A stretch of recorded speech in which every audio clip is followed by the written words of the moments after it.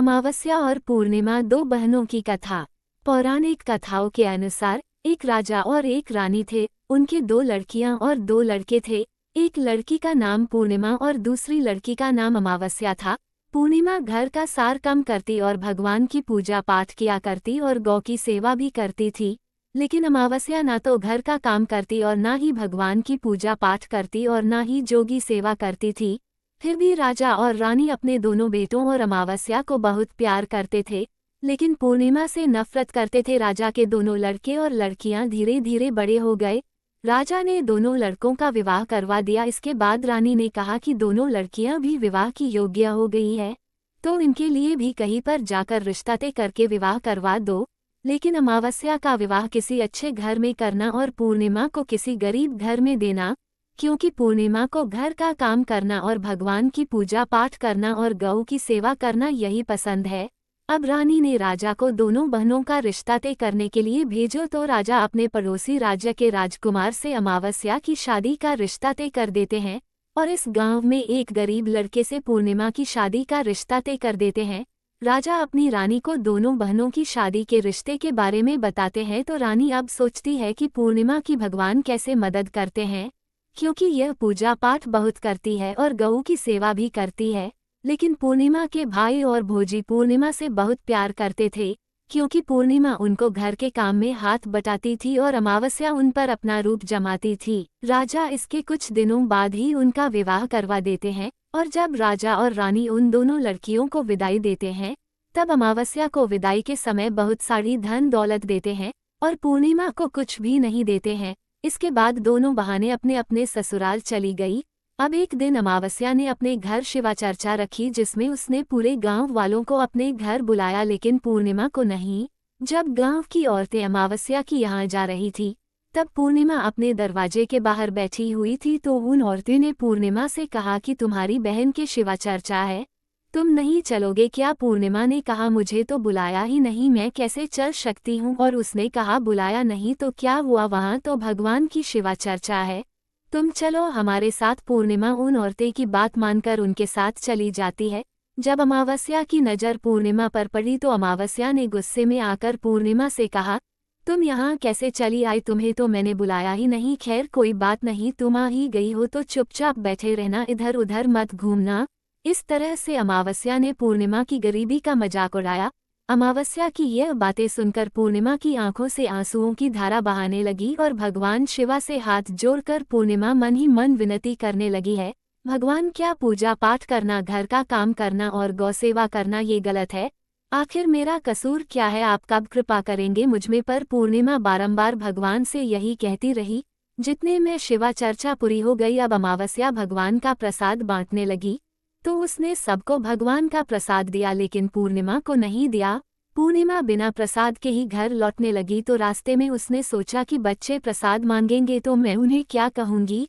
उसने सोचा कि मैं अपने मायके अपने भाई और भोजी के यहाँ जाऊंगी और वहाँ से बच्चों के लिए कुछ लेकर आऊंगी। ऐसा सोचती हुई वह अपने घर आ गई और उसने अपने पति और बच्चों से कहा कि मैं अपने मायके जा रही हूँ। उन्होंने कहा कि और पूर्णिमा मायके के लिए रवाना हो गई। चलते चलते एक चबूतरा आया, उस पर तुलसी का पौधा लगा हुआ था और उसे चबूतरे पर एक बूढ़ी औरत बैठी हुई थी। वो और कोई नहीं, साक्षात तुलसी माँ थी। उसे बूढ़ी औरत ने पूर्णिमा से कहा बेटी तुम कौन हो और कहाँ जा रही हो? तो पूर्णिमा ने अपना परिचय दिया, तो उसे बूढ़ी औरत ने पूर्णिमा से कहा ये तुलसी का पौधा सूख रहा है, इसमें थोड़ा पानी डाल दो और इस चबूतरी की साफ सफाई कर दो, जिससे मुझे थोड़ी ठंडक मिलेगी। पूर्णिमा ने कहा ठीक है माँ जी। उसने तुलसी में पानी डाला, चबूतरे की साफ सफाई की और उसे बूढ़ी औरत को भी नहला दिया और उसके पैर भी दबाए और कहा और क्या काम है माँ जी? उसने कहा कुछ नहीं, अब तुम जाओ और वापस आते समय मुझे मिलकर जाना। पूर्णिमा ने कहा ठीक है माँ जी, और मैं वहाँ से रवाना हुई तो चलती चलती शिव मंदिर आया। वहाँ पर भी एक बूढ़े बाबा मिले जो चबूतरी पर बैठे हुए थे। वह कोई और नहीं, साक्षात भगवान महादेव थे। उन्होंने पूर्णिमा से कहा बेटी तुम कौन हो और कहाँ जा रही हो? पूर्णिमा ने अपना परिचय दिया। फिर उसे बूढ़े बाबा ने पूर्णिमा से कहा इस चबूतरे और इस मंदिर की साफ सफाई कर दो बेटी। पूर्णिमा ने कहा ठीक है बाबा, और उसने चबूतरी और मंदिर की साफ सफाई और उसे बूढ़े बाबा को भी नहला दिया और कहा और क्या काम है बाबा? उसे बूढ़े बाबा ने कहा और कुछ नहीं बेटी, अब तुम जाओ और वापस आते समय मुझे से मिलकर जाना। पूर्णिमा ने कहा ठीक है बाबा, और वह वहां से रवाना हुई और आगे चलते चलते काली माँ का मंदिर मिला। वहां भी एक बूढ़ी औरत चबूतरे पर बैठी हुई थी। उसे बूढ़ी औरत ने पूर्णिमा से कहा तुम कौन हो बेटी और कहाँ जा रही हो। पूर्णिमा ने अपना परिचय दिया। तब उसे बूढ़ी औरत ने पूर्णिमा से कहा बेटी यहाँ सब पूजा पाठ करने तो आए हैं, लेकिन मंदिर की साफ सफाई कोई नहीं करता है, इसलिए इस चबूतरी और मंदिर की साफ सफाई कर दो। पूर्णिमा ने कहा ठीक है माँ जी। तब पूर्णिमा ने मंदिर और चबूतरी की साफ सफाई की और पूजा पाठ किया और माता का श्रृंगार किया और उसे बूढ़ी औरत को नहला दिया और बूढ़ी औरत के पैर भी दबाए। और पूर्णिमा ने कहा और क्या काम है माँ जी। तब उसे औरत ने कहा कुछ नहीं, अब तुम जाओ और वापस आते समय मुझे मिलकर जाना। तब पूर्णिमा ने कहा ठीक है माँ जी। इसके बाद वो रवाना हुई और थोड़ा आगे चलते चलते एक नदी आई। नदी के किनारे भी एक बूढ़ी औरत बैठी हुई थी। वह साक्षात गंगा मैया थी। उसे बूढ़ी औरत ने कहा तुम कौन हो बेटी और कहाँ जा रही हो। पूर्णिमा ने अपना परिचय दिया। इसके बाद उसे औरत ने पूर्णिमा से कहा इस नदी पर स्नान करने तो सब आए हैं, लेकिन यहाँ साफ सफाई कोई नहीं करता है, इसलिए तुम इस किनारे पर साफ सफाई कर दो। पूर्णिमा ने कहा ठीक है माँ जी। पूर्णिमा ने वहां पर साफ सफाई की और उसे बूढ़ी औरत के पैर भी दबाए और कहा और क्या काम है माँ जी। उसे बूढ़ी औरत ने कहा कुछ नहीं बेटी, अब तुम जो और वापस आते समय मुझे मिलकर जाना। इसके बाद पूर्णिमा नाव में चढ़ने लगी तो नाव फूलों से सजी हुई थी। वह नाव में बैठकर नदी के दूसरे किनारे पर उतार गई। इसके बाद वह अपनी पीहर के घर पहुंच गई। वहां पर पूर्णिमा ने भाइयों को देखा तो वह बहुत खुश हुई और उन्होंने पूर्णिमा की बहुत खातिरदारी की और खूब सारी बातें करते हैं और कहा कि बच्चों को भी साथ लेकर नहीं आए। इसके बाद सब खाना खाकर सो जाते हैं और सुबह जब पूर्णिमा ने अपने ससुराल जाने के लिए कहा तो भाभीियों ने इसे एक लाल साड़ी दी और एक थैली में बच्चों के लिए कपड़े और खाने पीने के कुछ सामान रख दिए और कहा कि तुम बहुत दिनों के बाद आई हो, जल्दी जल्दी आया करो। पूर्णिमा ने कहा ठीक है। इसके बाद पूर्णिमा की भाभीियों ने पूर्णिमा को हाथ में ठेला दिया और कहा कि जो और वापस जल्दी आना। इसके बाद पूर्णिमा वहां रवाना हुई और उस नदी के किनारे पर पहुंच गई। नाव में बैठकर नदी के दूसरे किनारे पर उतार गई। वहां पर उतारने के बाद पूर्णिमा को वही बूढ़ी अम्मा मिली जो साक्षात गंगा मैया थी। उसे बूढ़ी माँ ने कहा आ गई हो बेटी। पूर्णिमा ने कहा हाँ मैं आ गई। उसे बुद्धि माँ ने पूर्णिमा को एक थैला दिया और कहा कि इसे तुम अपने घर ले जाकर ही खोलना। पूर्णिमा ने कहा ठीक है माँ जी। अब पूर्णिमा के पास 2 थैली हो गए। उन्हें लेकर वहां से रवाना हुई। पूर्णिमा अब आगे चली तो वही काली माँ का मंदिर आया। वहां भी काली माँ बुद्धि माँ के रूप में बैठी हुई थी। उसने कहा आ गई बेटी। पूर्णिमा ने कहा माँ जी मैं आ गई। तो काली माँ ने भी एक थैला दिया और कहा कि इसे घर ले जाकर ही खोलना। पूर्णिमा ने कहा ठीक है माँ जी। और अब पूर्णिमा के पास 3 थैली हो गई। पूर्णिमा ने एक थैला सर पर लिया और एक एक हाथ में ले लिया और वहां से रवाना हुई और आगे चली तो आगे वही भगवान शिव का मंदिर आया। वहां पर भगवान शिव भोले बाबा के रूप में बैठे हुए थे। तो उन्होंने कहा बेटी आ गई हो। तो पूर्णिमा ने कहा हाँ बाबा मैं आ गई। तो बूढ़े बाबा ने भी पूर्णिमा को एक थैला दिया और कहा कि इसे अपने घर ले जाकर यह खोलना। पूर्णिमा ने कहा ठीक है बाबा। अब पूर्णिमा के पास कर थैली हो गए। अब भला वो अकेली 4 थैलों को कैसे ले सकती थी, इसलिए उसने पुरानी साड़ी निकाल और उन 4 थैलों को साड़ी में इकट्ठा बांध लिया। और अब पूर्णिमा वहां से रवाना हुई और थोड़ा आगे चली तो वही तुलसी माँ बुद्धि औरत के रूप में बैठी हुई मिली। उसने पूर्णिमा से कहा आ गई हो बेटी। तो पूर्णिमा ने कहा माँ जी मैं आ गई। तो तुलसी माँ ने भी पूर्णिमा को एक थैला दिया और कहा कि इसे घर ले जाकर ही खोलना। पूर्णिमा ने कहा ठीक है। अपने घर आ गई। पूर्णिमा ने थैला को नीचे रखा और सबसे पहले अपनी मायके का ठेला खोलकर देखने तो उसमें बच्चों के लिए अच्छे अच्छे कपड़े और बच्चों के खाने पीने की चीज और कुछ गहने थे। पूर्णिमा ने अपने बच्चों को वो नए नए कपड़े दिए और खाने पीने की चीज दी तो बच्चे बहुत खुश हुए। अब पूर्णिमा ने दूसरा ठेला खोल जो उसे गंगा मैन दिया था, उसमें सोना और चांदी भरा हुआ था। अब पूर्णिमा ने तीसरा ठेला जो उसे कालिमा ने दिया था, उसमें 16 श्रृंगार का समाज भरा हुआ था। अब पूर्णिमा ने चौथा ठेला जो भगवान शिव ने उसे दिया था, उसमें धन संपत्ति और वो सारी खुशियां भरी हुई थी। अब पूर्णिमा ने 5वां ठेला खोल जो उसे तुलसी मैन दिया था, उसमें चावल दाल और 7 प्रकार का धान भरा हुआ था। अब पूर्णिमा के घर में किसी भी चीज की कमी नहीं थी और उसका घर धन्य से परिपूर्ण हो गया। अब पूर्णिमा और उसका परिवार खुशी खुशी रहने लगा। अब पूर्णिमा के मन उनके विचार आया कि क्यों ना मैं भी अपने घर शिवा चर्चा कराऊं, और शिवा चर्चा का कार्यक्रम रखा। पूर्णिमा ने गांव से सभी को बुलाया और अपनी बहन के घर भी गई।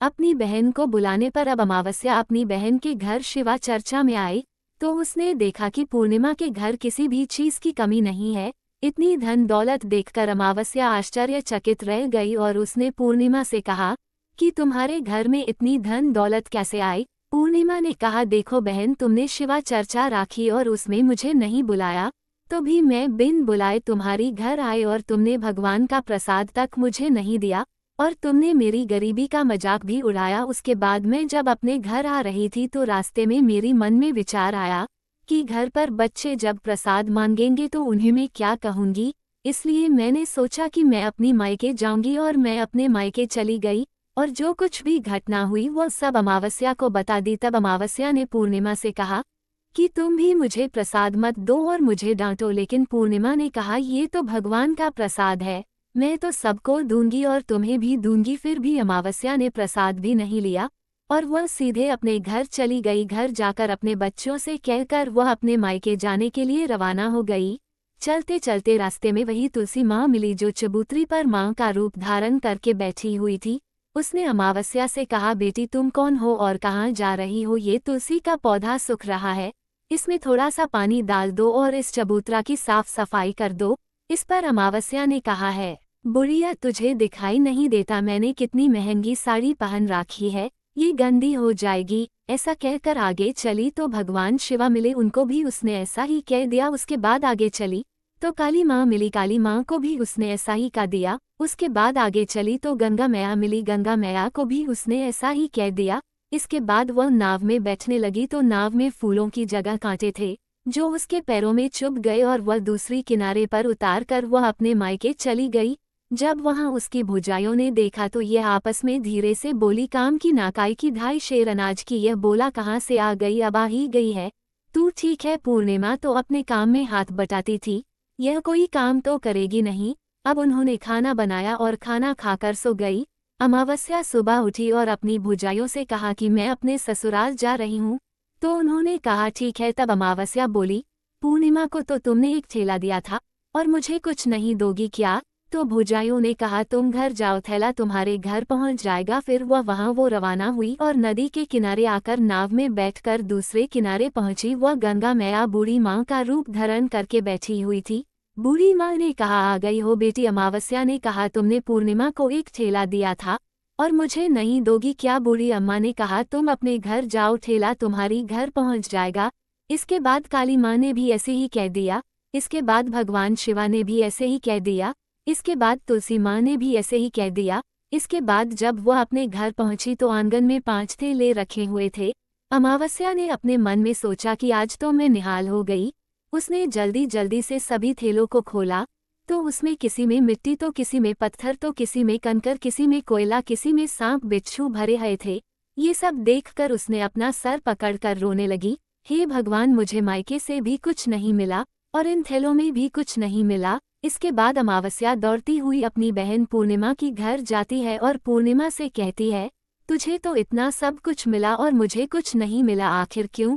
पूर्णिमा ने कहा कि मैं जब अपने मायके जाती हूँ तो अपनी भुजाइयों के साथ मिलकर काम करती हूँ और तुमने कभी उनकी इज्जत नहीं की है, इसलिए तुम्हें वो भला क्या देती।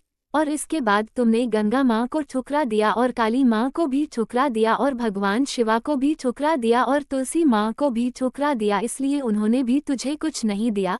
अमावस्या बोली, बहन मुझे माफ कर दो, मैंने सदा तुम पर अत्याचार किया है, मुझे कुछ नहीं मिला तो कोई बात नहीं, मैं भगवान की भक्ति करके सब प्राप्त कर लूंगी, मुझे इसका रहस्य बताओ। तो पूर्णिमा ने कहा, तुम 3 सूत्र का ज्ञान ले लो। पहले सूत्र में दया मांगना और दूसरे सूत्र में चर्चा करना और तीसरी सूत्र में 108 बार ओम नमः शिवाय का जाप करना। बहन, भगवान ने जो 3 सूत्र दिए हैं इनको अपनी हृदय में बसा लेना। मैंने सच्चे मन से भगवान की पूजा पाठ की, इसलिए मेरे पास कुछ नहीं था, फिर भी भगवान ने मुझे सब कुछ दिया और तुम्हारे पास जो सब कुछ था वो भी खत्म हो गया। इसके बाद अमावस्या अपने घर गई और भगवान की पूजा पाठ करने लगी और भगवान शिव से माफ़ी मांगने लगी और गौ सेवा करने लगी और दूसरों की मदद करने लगी। वीडियो अगर पसंद आया हो तो वीडियो को लाइक और चैनल को सब्सक्राइब करें और अपने दोस्तों के साथ शेयर करें। धन्यवाद और कमेंट बॉक्स में हर हर महादेव लिखें।